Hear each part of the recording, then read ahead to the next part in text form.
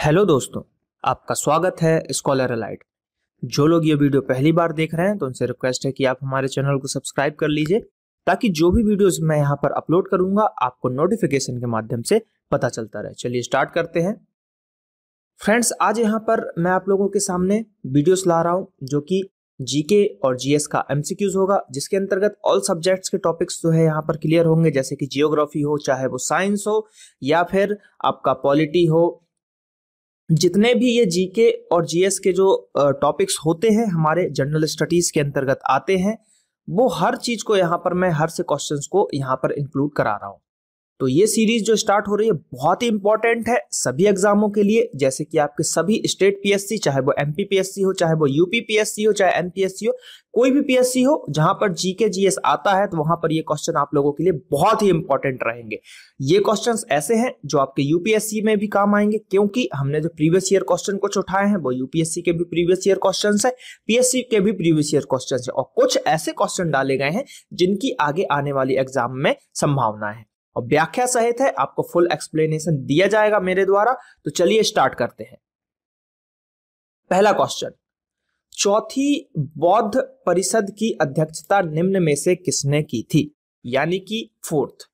तो देखिए, इससे एक चीज साबित हो गया कि भाई बौद्ध परिषद की अध्यक्षता पूछ रहा है तो कितने हुए थे टोटल बौद्ध जो है इनके 4 हुए थे। कितने? 4 हुए थे। तो पहले की बात करें तो पहली अध्यक्षता या पहली सभा जो हुई थी, तो पहली सभा हुई थी 483 ईस्वी में, और दूसरी सभा की बात करें तो 383 में, और तीसरी सभा की बात करें तो तीसरी सभा आई थिंक 255 में हुई थी, और जो चौथी सभा हुई थी यानी कि जिसका ये क्वेश्चन पूछा जा रहा है वो हुआ था आपके ईस्वी की प्रथम शताब्दी में। ठीक है, ईस्वी की कब हुई थी? प्रथम शताब्दी में हुई थी। अब तो वही क्वेश्चन यहाँ पे पूछा गया है कि देखिए, फर्स्ट है, सेकंड है, थर्ड है और ये वाला आपका फोर्थ है। तो इसकी अध्यक्षता जब जब हुई तो कोई ना कोई अध्यक्ष बना, तो यहां पर अध्यक्षता पूछा गया है। तो इसके अध्यक्षता की बात करें तो इसका आंसर तो है वसुमित्र। देखिए, इसके आंसर की अगर हम बात करें तो इसका आंसर है आपका वसुमित्र। अब पहले की भी पूछ लेता है कि पहले का अध्यक्ष कौन था। तो पहले के अध्यक्ष की बात करें तो महाकश्यप। ठीक है, महाकश्यप। सेकंड की बात करें तो सेकंड का आपका हो जाएगा सबाकामी। कौन? सबाकामी। ठीक है, और एक चीज और, थर्ड की अगर हम बात करें तो थर्ड का हो जाएगा आपका मोगलीपुत्र। ठीक,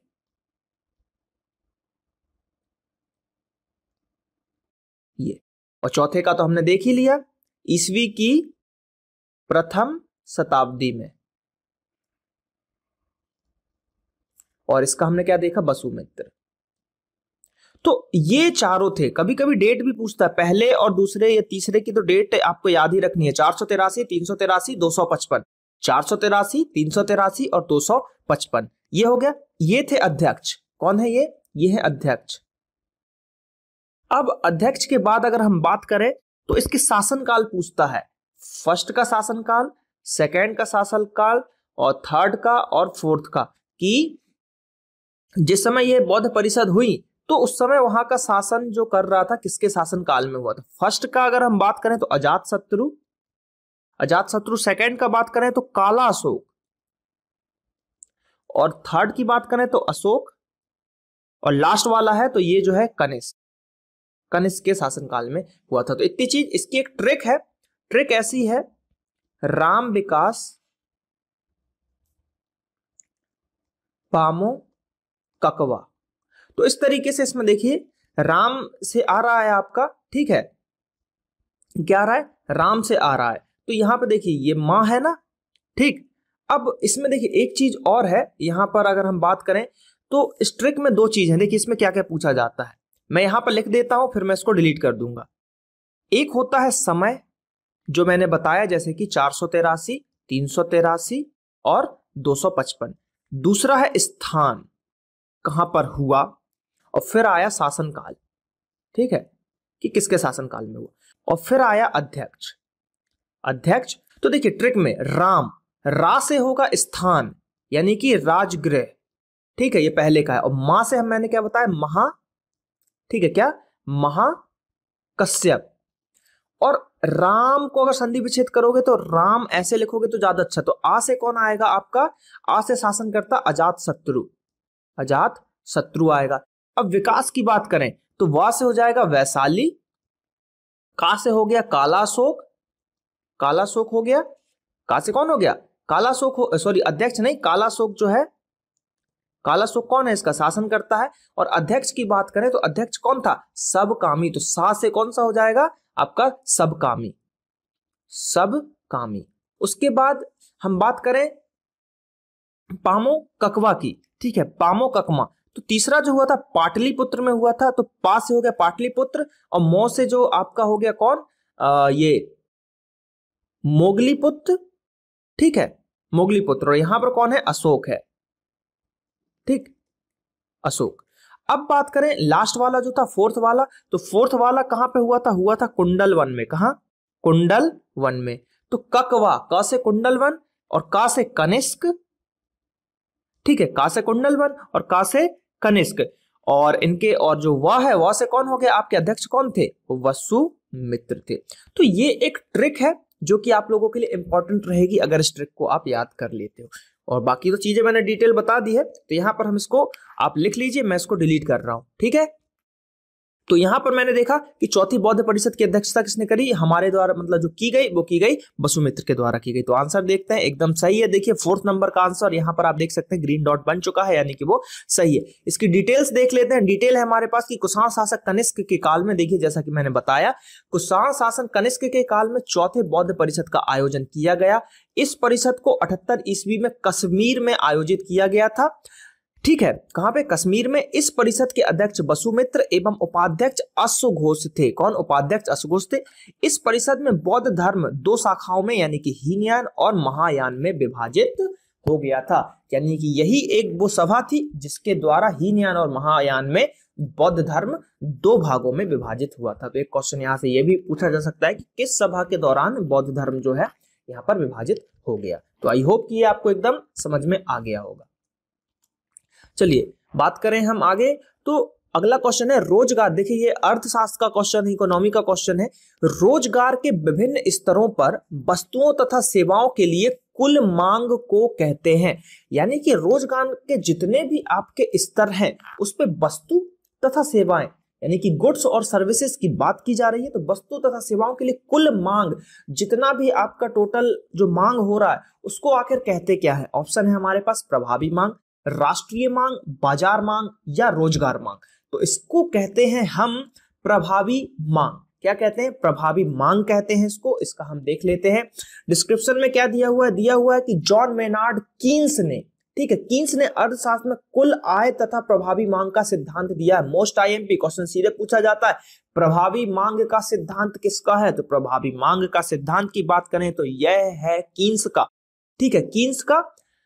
उनके अनुसार रोजगार प्रभावी मांग पर निर्भर करता है, रोजगार प्रभावी मांग पर निर्भर करता है और प्रभावी मांग स्वयं उपयोग तथा विनियोग पर निर्भर करता है। यानी कि कहने का मतलब है जो भी रोजगार होगा वो किस पर निर्भर करेगा, प्रभावी मांग पर करेगा। और जो प्रभावी मांग होगा वो खुद ही उपयोग और विनियोग पर भी निर्भर करता है। यानी कि कितना उपयोग हो रहा है उस हिसाब से मांग बढ़ेगी। अगर खपत किसी चीज की ज्यादा है तो मांग ज्यादा होगी। तो उस तरीके से ये एक दूसरे से रिलेटेड है। अब उपभोग की बात करें तो उपभोग का निर्धारण आय के आकार और समाज की उपभोग प्रवृत्ति के अनुसार होती है। अब देखिए उपभोग का ऐसा है कि आज अगर आपकी सैलरी 1 लाख रुपए है तो आप उस हिसाब से उपभोग करोगे, ज्यादा चीजें, अच्छी चीजें खरीदोगे, ब्रांडेड कपड़े पहनोगे, खाना अच्छा खाओगे, 5 स्टार होटलों में जाओगे। अब जिसकी सैलरी 10,000 रुपए है तो भाई वो लिमिटेड चीजें करेगा, डेली पनीर नहीं खाएगा, डेली मशरूम नहीं खाएगा, 5 स्टार होटल में नहीं जाएगा, वो लिमिटेड चीजें करेगा। तो ये आपका आय के ऊपर ही निर्धारण होता है कि आपका उपभोग कैसा होगा। ठीक है, तो आई थिंक ये उपभोग आपको क्लियर हो गया। उपभोग का मतलब होता है आपका रहन सहन, किस तरीके से आप भोग विलास की जिंदगी जी रहे हो। अतः यदि रोजगार बढ़ाना है तो उपभोग तथा विनियोग दोनों में वृद्धि करने की जरूरत होगी। यानी कि वही चीज कह रहा है कि जिसकी जितनी अच्छी आपकी उपभोग होगा, जितना अच्छा वो उसका उपयोग मतलब कर रहा होगा, तो अगर रोजगार ज्यादा मिलेगा तो लोग ज्यादा उपभोग अच्छे से अपने जीवन को अच्छे तरीके से जी पाएंगे। ठीक है, चलिए तो बात यहां पर अब अगले क्वेश्चन की जाती है कि किसी विशिष्ट वस्तु की संबंधित वस्तुओं की कीमत, किसी विशिष्ट वस्तु की संबंधित वस्तुओं की कीमत और मात्रा के बीच में संबंध को क्या कहते हैं। तो इस संबंध की बात करें तो इसको कहते हैं क्रॉस मांग, यानी कि प्रति मांग, यानी कि थर्ड वाला इसका सही उत्तर हो जाएगा। डिटेल की बात करते हैं तो किसी विशिष्ट वस्तु से संबंधित वस्तु, रिलेटेड गुड्स की बात करें तो उसकी कीमत और मात्रा के बीच में संबंध को क्रॉस डिमांड कहते हैं। एक वस्तु की कीमत में परिवर्तन दूसरी वस्तु की मांग की मात्रा में परिवर्तन का कारण बन सकता है। जैसे चाय की कीमत में परिवर्तन होने पर कॉफी की मांग में परिवर्तन आ सकता है, वही चीज।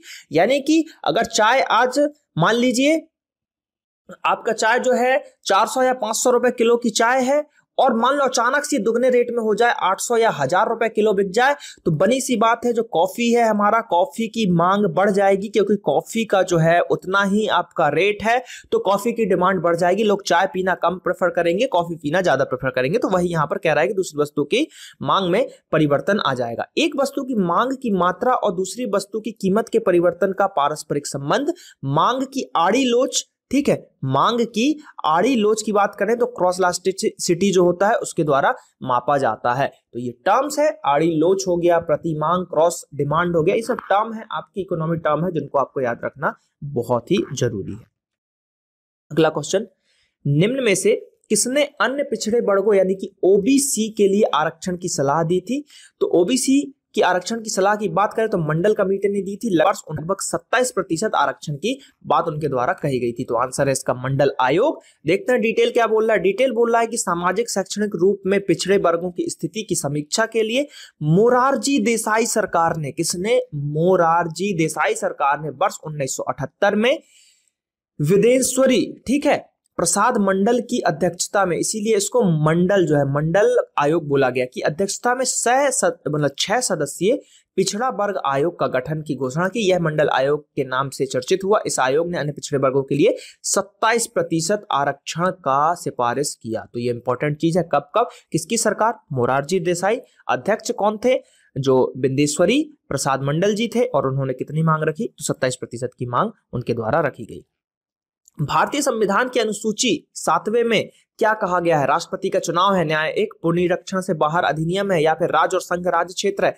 3 सूचियों में अधिकारों का विभाजन है। क्या 7वीं अनुसूची? तो 7वीं अनुसूची में यही बोला गया है कि 3 अनुसूची की बात की जा रही है, राज्य सूची की बात की जा रही है, समवर्ती सूची की बात की जा रही है। इन सभी सूचियों की यहाँ पर बात की गई है। तो भारतीय संविधान की अगर बात करें तो 7वीं अनुसूची अनुच्छेद 246 में भारतीय संघ और राज्यों के बीच शक्तियों का विभाजन किया गया है, तथा इस सूची में 3 सूची है, संघ सूची, राज्य सूची और समवर्ती सूची। तो ये 3 सूची बहुत ही इंपॉर्टेंट है। तो ये 7वीं अनुसूची में इसको रखा गया है। भारत के उच्चतम न्यायालय के न्यायाधीशों के लिए जो अधिकतम आयु की सीमा रखी गई है, तो वो कितनी रखी गई है? 65 वर्ष उनकी आयु की सीमा रखी गई है। तो भारतीय संविधान के अनुच्छेद 124 के अनुसार भारत में एक उच्च न्यायालय होगा जिसका प्रत्येक न्यायाधीश अपनी आयु के 65 वर्ष तक अपने पद पर बना रहेगा। इस अनुच्छेद के अंतर्गत कोई न्यायाधीश इस अवधि से पूर्व त्यागपत्र देकर अपना पद छोड़ सकता है तथा उसे पद मुक्त भी किया जा सकता है। तो ये चीजें दी गई हैं आर्टिकल 124 के तहत। निम्न में से किसने अंग्रेजी को भारत में अपनी फैक्ट्री स्थापित करने की जो है हुकूमत दी, अनुमति दी? अंग्रेजी यानी कि अंग्रेजों को, अंग्रेजी शासन या अंग्रेजी की बात करें तो अंग्रेजों को अकबर, शाहजहां, जहांगीर या औरंगजेब? तो जहांगीर ने जो दिया था। और अगर हम बात करें तो जो प्रथम अंग्रेज जो आया था, तो एक क्वेश्चन आजकल बहुत ही चर्चित है, कौन से जहाज से आया था? तो उसको रेड ड्रैगन बोला जाता है, ठीक है, रेड ड्रैगन जहाज से वो आया था। तो ये भी आपको याद रखना है। तो ये जहांगीर के शासनकाल में, यानी जहांगीर ने उसको अनुमति दी थी। भारत में व्यापारिक फैक्ट्री खोलने के प्रयास के अंतर्गत ब्रिटेन के सम्राट जेम्स प्रथम ने 1608 ईस्वी में कैप्टन विलियम हॉकिंस, तो कौन है? विलियम हॉकिंस को अपने राजदूत के रूप में मुगल सम्राट जहांगीर के दरबार में भेजा। जहांगीर ने अंग्रेजों को सूरत में बसने और फैक्ट्री स्थापित करने का इजाजत दिया। तो कहां पे दिया? सूरत में बसने के लिए बोला। और जेम्स प्रथम ने 1608 में कैप्टन विलियम हॉकिंस को राजदूत बनाकर भेजा। तो ये सब चीजें जितने नाम मैं ले रहा हूं बहुत इंपॉर्टेंट है, और रेड ड्रैगन भी याद रखना है। खास निम्न में से किस प्रदेश को विश्व का अन्न भंडार कहते हैं? विश्व का अन्न भंडार किसे कहते हैं? शीतोष्ण घास स्थल को, या ब्रिटिश जो प्रकार की वनस्पति है उसको, या फिर लॉरेंसियाई प्रकार की वनस्पति को या उष्णकटिबंधीय घास स्थल को। विश्व का अन्न भंडार कहते हैं आपका शीतोष्ण घास के स्थल को। अब देखते हैं इसकी डिटेल। शीतोष्ण घास स्थल के मैदान व्यापक गेहूं की खेती के लिए आदर्श होते हैं। वे प्रति व्यक्ति गेहूं के भारी उत्पादन के लिए विख्यात हैं। इसी कारण उन्हें विश्व का अन्न भंडार कहा जाता है। ये घास स्थल उत्तरी अमेरिका, दक्षिणी अमेरिका, ऑस्ट्रेलिया तथा दक्षिण अफ्रीका में भी फैले हुए हैं। तो कहां कहां? मेनली उत्तरी अमेरिका, दक्षिण अमेरिका, ऑस्ट्रेलिया, दक्षिण अफ्रीका में फैले हुए शीतोष्ण घास स्थल, इसको विश्व का अन्न भंडार कहते हैं।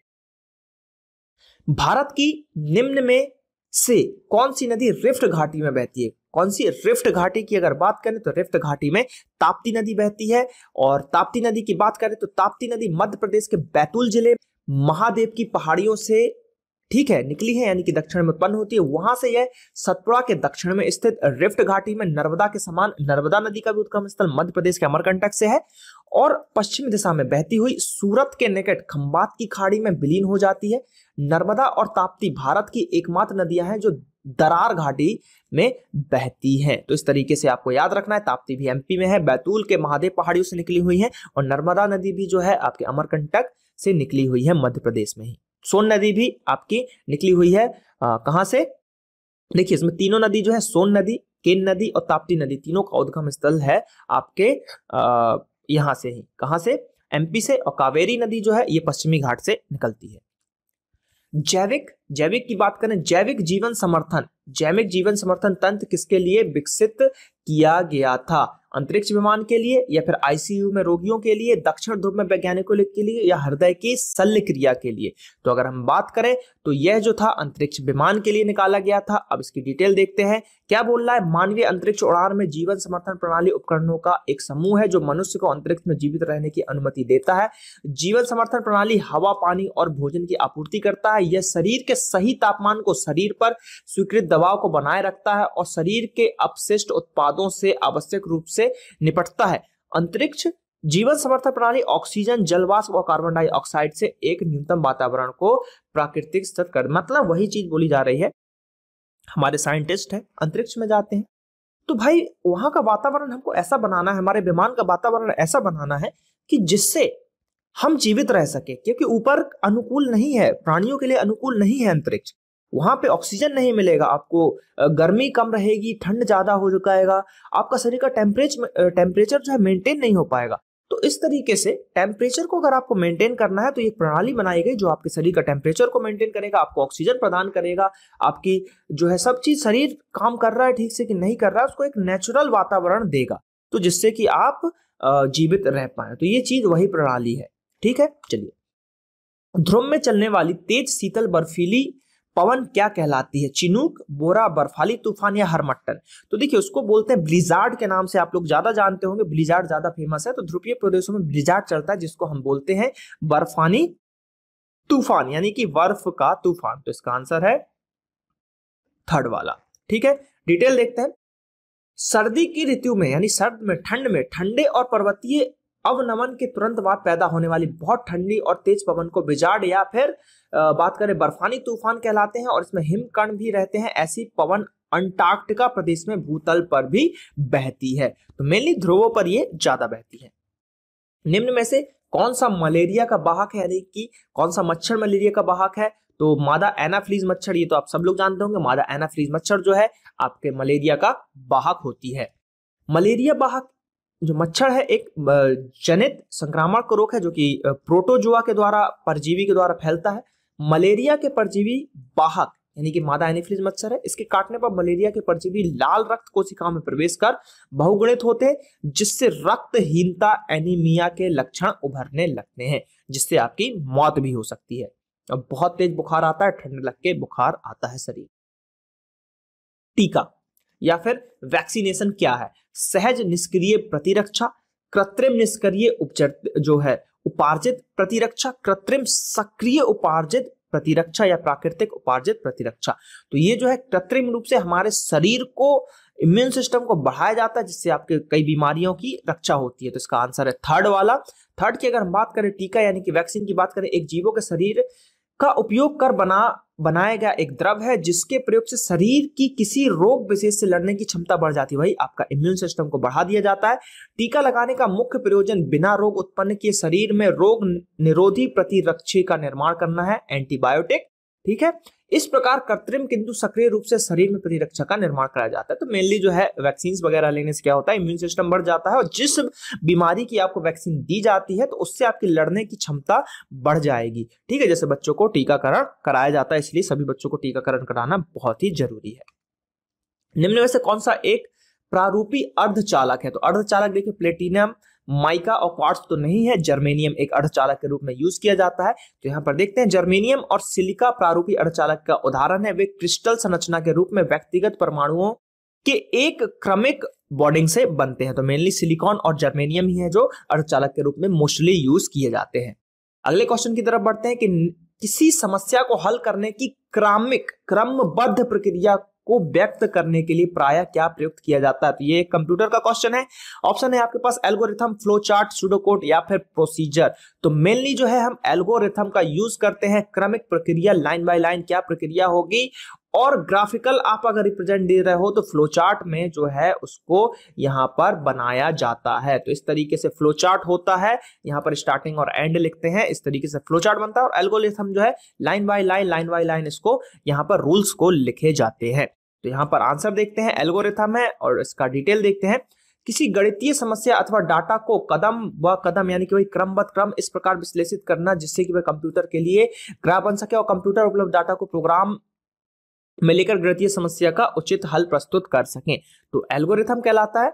डाटा में वांछित परिणाम प्राप्त करने के लिए कंप्यूटर से संबंधित सभी रूप में उसको है ग्रहण कर लेता है। दूसरे शब्द में किसी समस्या के समाधान करने की क्रमिक प्रक्रिया को एल्गोरिथम कहते हैं। तो मेनली कोई भी प्रोग्राम है तो उसका एक आपका रूल है, रूल्स मेनली एल्गोरिथम को रूल्स ही बोला जाता है। रूल, पहला रूल, दूसरा रूल, तीसरा रूल, लाइन बाय लाइन आपके हर कोड को लिखा, कोड को तो नहीं, कैसे आपको कोडिंग करनी है वो चीजें यहाँ पर एल्गोरिथम में बताई जाती।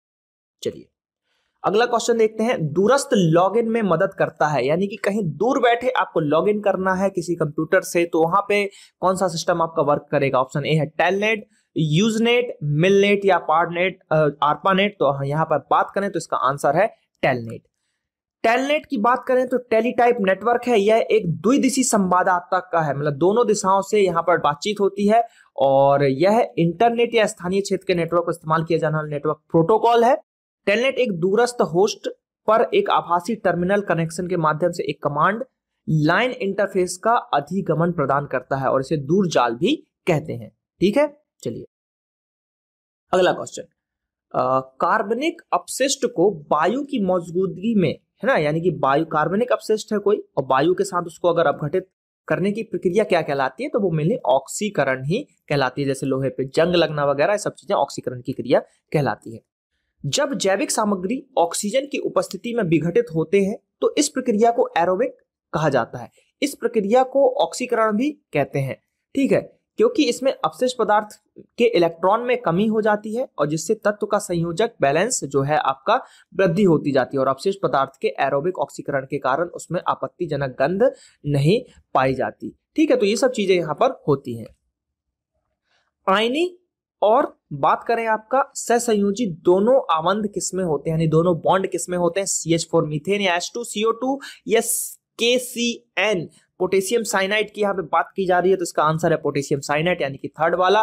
तो देखिए कुछ यौगिक जिसमें आयनिक सहसंयोजक बंध दोनों पाए जाते हैं, आयनिक और सहसंयोजक, तो वो है आपका पोटेशियम साइनाइड। इसमें यहाँ पे दोनों बॉन्ड पाए जाते हैं और यह एक अकार्बनिक नमक है।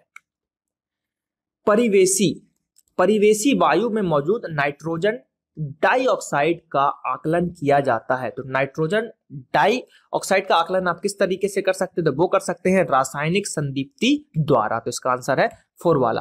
तो देखिए जो नाइट्रोजन डाइऑक्साइड है उसका आकलन आपको करना है कि कैसे करना है, तो वो इस मेथड से करते हैं हम। और ओजोन के साथ नाइट्रिक ऑक्साइड की जो प्रक्रिया से उत्पन्न 600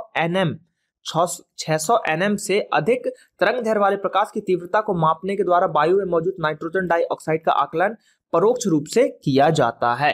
फिर क्या है, रासायनिक अभिक्रिया के अंतर्गत ऊष्मा के साथ साथ दीप्ति का भी निकालना रासायनिक संदीप्ति कहलाता है। तो ये सब एक मेथड है कि किस मेथड से आप इसको इसका आकलन या इसका मेजरमेंट माप सकते हो उसको कि क्या कैसा है।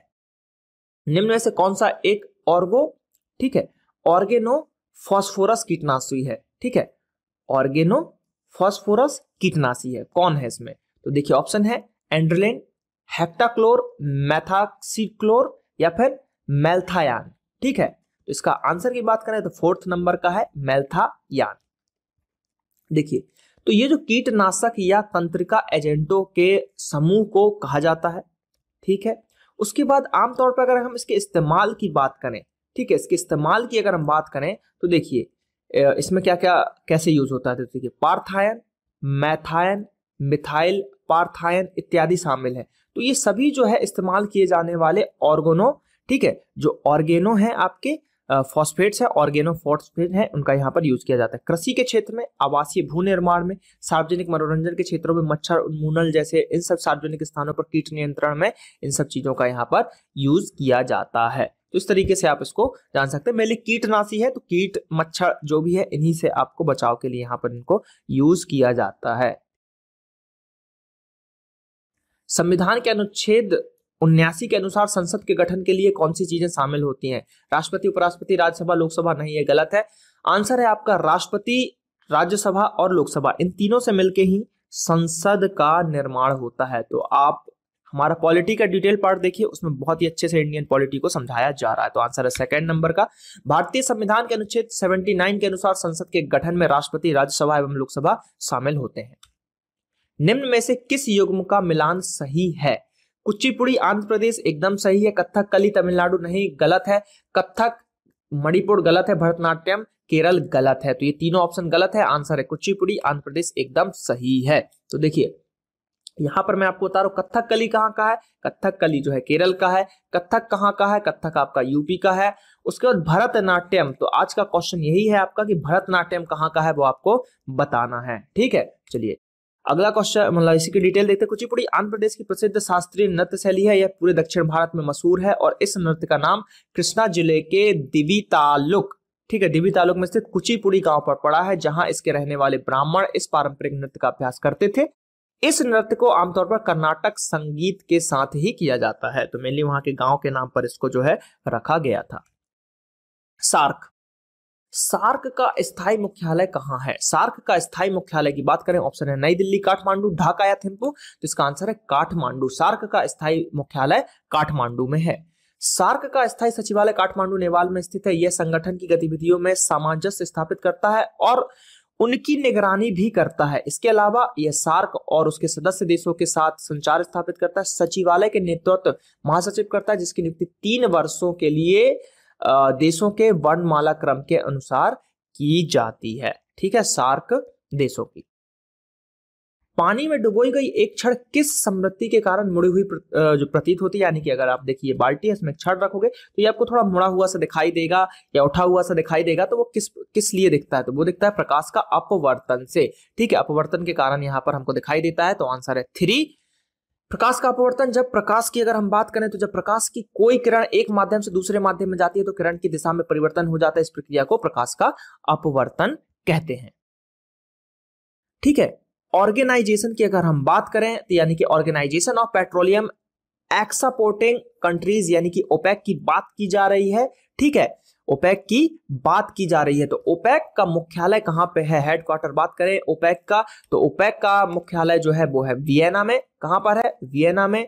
और चीजें इसकी डिटेल देखते हैं क्या है। देखिए ओपेक की अगर हम बात करें तो इसमें 12 देशों का संगठन है। वर्ष 1965 में संगठन का मुख्यालय वियना में है और जहां पर सदस्य देशों में तेल मंत्रियों की समय समय पर बैठक हुआ करती है। और ओपेक का इंडिया नहीं है हिस्सा, INDIA इंडिया इसका हिस्सा नहीं है ओपेक का। तो ये आपको याद रखना है। ठीक है, चलिए तो यहां पर जो है क्वेश्चन समाप्त होते हैं। तो आप लोगों से रिक्वेस्ट है ज्यादा से ज्यादा वीडियोस को देखिए, चैनल को सब्सक्राइब कीजिए, हमारा फेसबुक पेज लाइक कीजिए, ट्विटर अकाउंट पे भी आप फॉलो कर सकते हैं, इंस्टाग्राम को भी फॉलो कीजिए, उसके बाद वेबसाइट को भी विजिट करते रहिए। तो और ही ऐसे कई वीडियोस आप लोगों के सामने आएंगे। तो मिलते हैं अगले पार्ट में। थैंक यू, जय हिंद, जय भारत।